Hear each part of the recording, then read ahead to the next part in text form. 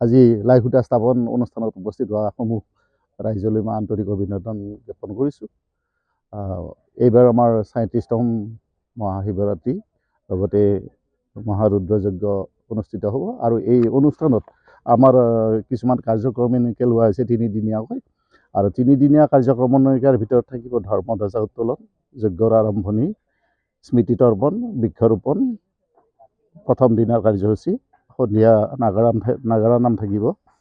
দ্বিতীয় দিনা মহাশিৱৰাত্ৰি, সেইদিনা ৰাতিপুৱা সমূহীয়া চাফাই অনুষ্ঠান আছে, আয়তীসকলৰ নাম প্ৰসংগ আছে, বন্তি প্ৰজ্বলন আছে, নাগাৰা নাম আছে। উদ্বোধন কৰিব আমাৰ স্থানীয় বিধায়ক ভৱেশ কলিতাদেৱে। তাৰপিছত নাগাৰা নামৰ পিছত সন্ধিয়া ৭ বজাত শিৱৰাত্ৰি পূজা আৰম্ভ হ'ব আৰু নিশা 9 বজাত পুষ্পাঞ্জলি আৰু ভোগ বিতৰণ হ'ব। তাৰপিছত পৰৱৰ্তী অনুষ্ঠান আছে আমাৰ 14 ফাগুন 27 ফেব্ৰুৱাৰী বৃহস্পতিবাৰ, সেইদিনা 12 বজাত পূৰ্ণাহুতি আছে।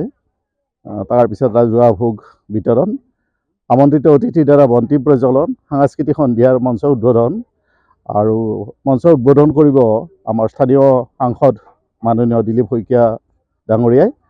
আৰু সেইদিনা সাংস্কৃতিক সন্ধিয়াৰ লগতে সৰু সৰু শিশুসকলৰ গীত নৃত্য আদি থাকিব। লগতে সাংস্কৃতিক সন্ধিয়াত বিশেষ আকৰ্ষণ আমাৰ মৃণাল বেতিক, অৰ্পণা ৰাণী আৰু মুন্নাদ্বীপ। এইখিনি আমাৰ মূল কাৰ্যসূচী। গতিকে সমূহ ৰাইজৰ উপস্থিতি তথা সহায় সহযোগিতা আমি আন্তৰিকতাৰে কামনা কৰিছোঁ। আমাৰ শিৱ মন্দিৰ আমাৰ তাৰমানে স্থাপন হৈছিল 89 হেৰিত।